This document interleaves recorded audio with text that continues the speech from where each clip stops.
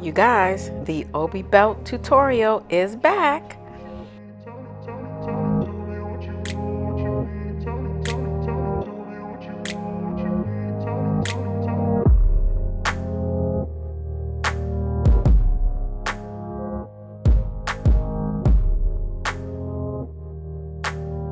Hi guys, happy Sunday. Yes, it is Sunday. I'm a day late on the video because it's been a lot going on. So if you follow me on Instagram, you know that I had another big show at the Museum of Contemporary Art, and it was amazing. And I cannot wait to share with you guys. But if this is your first time tuning into my channel, my name is Jen. I am the Urban Sewist, and this is the Urban Sewing Society, where we bring fashion and creativity to your neighborhood. On this channel, we talk about all things sustainable, like thrifting, upcycling, refashioning, sewing, all those types of things that can help you be more sustainable when it comes to fashion.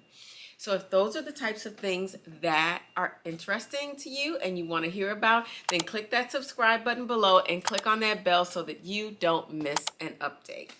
All right, so today, and I hope this video is coming through kind of clear, I am playing around with this new camera, and I really hope that it's going to do better for me. So hopefully in the next few videos, you'll start to see a difference in the video quality. Anyway, so this video is long awaited. You guys have been asking for it. When I did it the first time, it was a little too fast, and you guys were like, oh, slow it down. And then some of you guys were like, can you make this for me? And I'm like, I showed you the tutorial. They're like, I don't want to do it. I'm bringing you a tutorial today on the OB belt.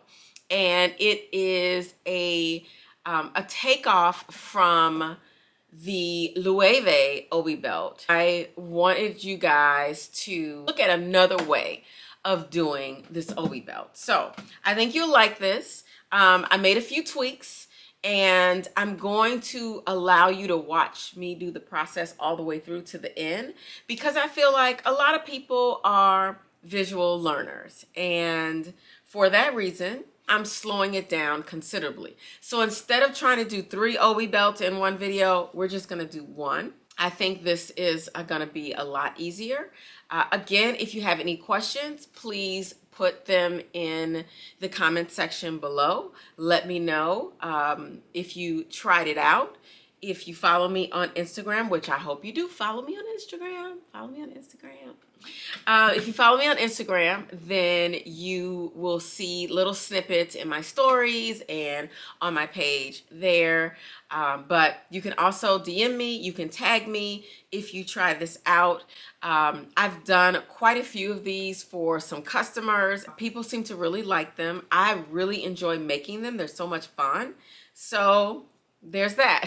All right, you guys. So the Loewe belt by the OB belt by Loewe in denim is the one that we're focusing on this video.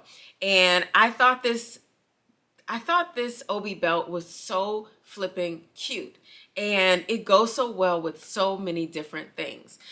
So when I made it on the previous video, I made it in black denim, and I used a satin ribbon in the back to tie it, and I thought that kind of brought a little softness to the denim, so I really like that.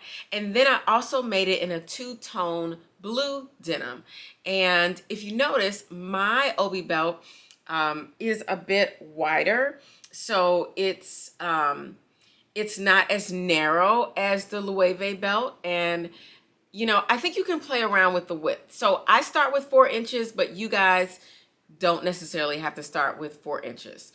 You can make it wider, you can make it smaller, however you want it to be. But I'm gonna show you my process, and then you can take it away from there. So hope you guys enjoy this, and leave me some comments below, and please give me some thumbs up, give me some likes. Those are really helpful. I really appreciate it. Thanks, you guys. All right, let's get started with the pattern that we created in the previous video. You can definitely go back to that one and follow along with those directions on how to create the pattern. But this time we're going to start a little differently. We're actually going to start with a pair of jeans that already fit. But I wanted you to have a sense of what the other pieces are going to look like. Now in this diagram you see just the band and then the three pieces that get attached that create that extended part of the belt.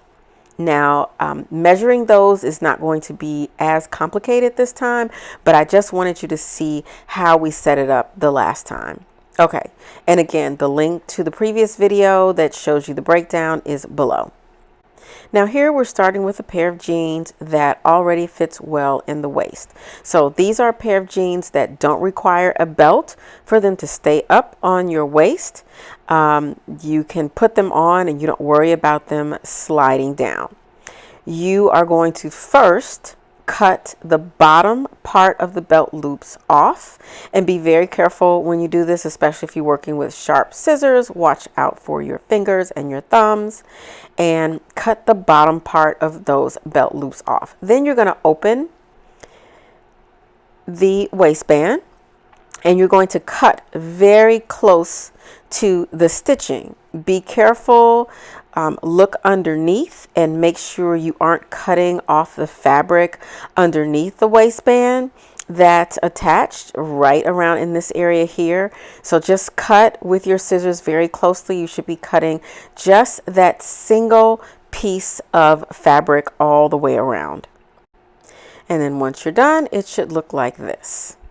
So the next thing you want to do is identify what the band is going to look like. And I wanted to use the flat fell seam from a pair of jeans. I like that design feature to have that flat fell seam going through the middle, and I measured my band at 4 inches wide. You can do it thinner, you can do it wider, it just depends on what you want.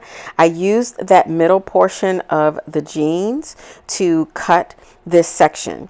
And as you saw, I took the waistband that came from the jeans and I used that to measure how long this piece was going to need to be. And I added about 2 inches because, of course, I've got to fold it over. I need a seam allowance and all that stuff. So always cut extra, because you can always sew and cut the extra off, but you can't it's very difficult to add it on.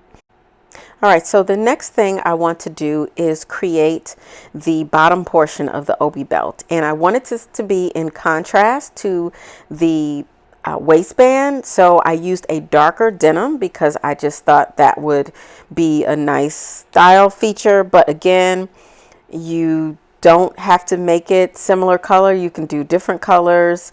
It's really up to you.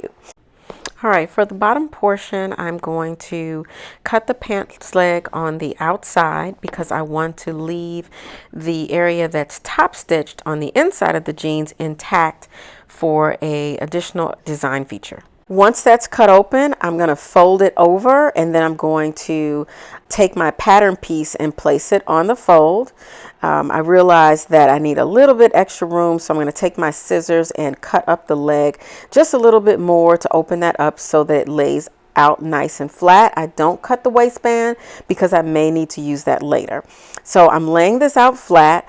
I'm making sure that the seam from the pants is running maybe about midway through. It doesn't have to be perfect, but I did want it to be straight across the front. And then I take my waistband and I fold it over 4 times. And that allows me to make sure that that middle piece is going to be wide enough to fit. So what I did, I took the waistband, folded it in half, and then I folded it in half. And I added an extra about an inch and a half to the outside of my pattern just to make sure I had enough for the seam allowance. I also extended that all the way down the side. So here I am, I'm cutting across the top, and then I'm cutting down the side, I'm cutting that curve in the front. You can make this as deep or straight. You can round it if you want. This is just the way I choose to do it, but you can do it any other kind of way. So this is the front part of the OB belt. And now I'm going to use the other pants leg to create the back part of the OB belt. All right, so here I am cutting the back part of the OB belt, which is actually going to be in two pieces. So even though I'm cutting it on the fold, I'm going to cut that part off. And so what I'm doing is just using my chalk to go around the design. I then take my waistband again, fold it in half, then fold it in half, give myself that little extra on the edge. The mistake that I made here was that I didn't give myself enough extra for the part that I cut off on the fold. I did give myself a little extra. You can see I cut outside of the chalk mark, but this piece here down the middle, I should have given myself just a little bit more. So as a consequence, I only folded it over about 1/4 of an inch, and I really would have liked to have given myself a little bit more. So now I've got the front, the back, the waistband, the band all done, and now I can go on to the next step. So in the previous video, we started with the waist measurement. We added an extra 2 inches so that we would have room for the seam allowance as well as folding over for the hem. So this is what it's going to look like. You've got a waistband from the jeans that goes on top, and then you've got the band that you've cut out of the denim with the flat fell seam going through the middle. Then you have 3 pieces connected at the bottom, and you've given yourself enough for the seam allowance. So let's get into this construction. We're starting with the band, and we're going to take the 2 pieces together, line up the flat fell seams, and stitch them at 5/8 of an inch right down the center. This actually is going to go in the center of the belt. I stitched these down, and then I opened it up and I stitched on top to create a double top stitched seam. And this way I felt like it was going to be more secure. It also kind of went in line with the design from the flat fell seam, even though it's not a flat fell seam. I couldn't do a flat fell seam here because the fabric is so thick right there in the middle. So I just stitched down both sides, and now I've got a nice clean finish right there. And so next step is I go to my serger, and I'm actually going to serge completely around the raw edge of the band. And I did this because it gave me a nicer, cleaner finish. As I teach my students in class, the inside of the garment should look just as nice as the outside. So even though I'm going to attach this waistband to the top of the band of the OB belt, I want a clean finish, and so I take it over to my serger and I serge it all the way around before sewing it. And so here you see where I serged it in blue thread all the way around. Now it looks nice, professional, and very clean all the way around. And what are you waiting for? Click that subscribe button below and click on that bell so that you don't miss an update. All right, let's get back to this tutorial. The next step is to put the machine on a wide zigzag stitch and buttress up the waistband from the jeans to the band that you created. Put them right close to each other, almost sliding so that you can't see the overlock stitch. Sorry, my camera, I was trying to get it lined up so that you guys could see it really well. So you're going to put these right close next to each other and do a very wide but tight zigzag stitch connecting the waistband from the jeans to the band of the OB belt. And you want the stitch to be nice and tight because you want it to stay. You don't want it to come apart. And then you want it to be wide because you want to make sure that it is connecting the fabric to the band. So take your time while you're doing this. You should not be able to see the serge or the overlock stitch on, you should not be able to see that. That should go just slightly under or inside, or, just underneath. So all you're seeing is the waistband and the fabric. Okay, now take a look at this. It looks amazing. There's one spot where I didn't catch it completely, so I go back in and redo that, but I pull it really tight just to make sure that it's all really secure. Okay, looks good. All right. Okay, so next we are going to work on the lower portion of the belt. I just want you to be able to see how this is going to come together, how it buttons and overlaps in the back. I did go back in to make sure that when it overlapped, it was going to be even in the back. So I did take the stitches out and move that back portion up a little bit. All right, so the first step we're going to do is sew the side seams together. We're going to match up those seams and sew down the diagonal side. And I sewed this sewed it just under a ½ inch on each side. And then once I sewed that down, I top stitched the sides. I will mention, and you will see later, that I did go back and I serged all of my raw edges all the way around this bottom portion of the belt. I serged down the diagonal sides, around the top, and around the bottom, because again, not only does it make it easier to turn it up and hem it, but it also gives you a nice clean finish. You see me here attaching the bottom portion of the belt to the band, and that I'm using the clips because again, using these clips is so much easier than using straight pins. It's like a dream. So everything matches up great. I go in, I do the overlock around the edges, and now I am going in and attaching these pieces together, removing the clips before I get to them, and everything matches up great. I think the bottom hem was off just a little bit, but it was okay because I ended up turning it under, and it didn't throw it off much at all. Now we're going to attach the band to the bottom part of the belt with the clips all the way around, and then straight stitch completely across.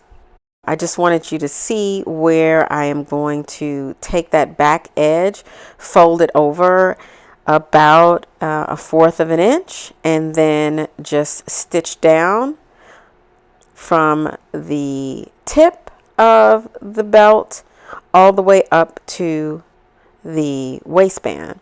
I did open up the seam because that makes it less bulky. So where you attach the band to the bottom portion, you want to open that up to keep it flat. All right, now we are going to do some top stitching to keep these seams secure and make everything look good and uniform. So on the side seams, I'm doing a top stitch, and then across the band where it connects to the bottom part of the belt, I am pushing the seams to one side, and I'm top stitching there as well. I did a hem around the bottom of the belt, and now I'm going to tack down the bottom part of the belt loops. These are important in case you want to put a belt on, maybe create your own belt to go through the loops, or a men's tie, however you want to get creative with it. You can also take these off if you want. I mean, this is what I decided to do, but you don't have to. Okay, so here we are with the finished product, well, almost finished, just so that you can see waistband attached to the band, belt loops stitched down. Everything's lining up really well. And then the next thing I'm going to do is take another pair of jeans where I cut the belt loops off, and I'm going to place belt loops in the back of the belt. Just another thing I want you to keep in mind, when I flip this belt over, I actually like the way it looked on the wrong side as well. So, you know, I'm always thinking about other ways to make things look different and creative. You could wear this on the wrong side. Hop on over to my Instagram page. I might post this next week with another outfit. Anyway, I cut these belt loops off of another pair of jeans, and I'm going to place the belt loops near the back. And this is where I'm going to use a tie of some sort to keep the belt closed in the back. And all I simply do is stitch these down, and I use them to secure the belt in place. And that's it. Now we've got our OBI belt all done.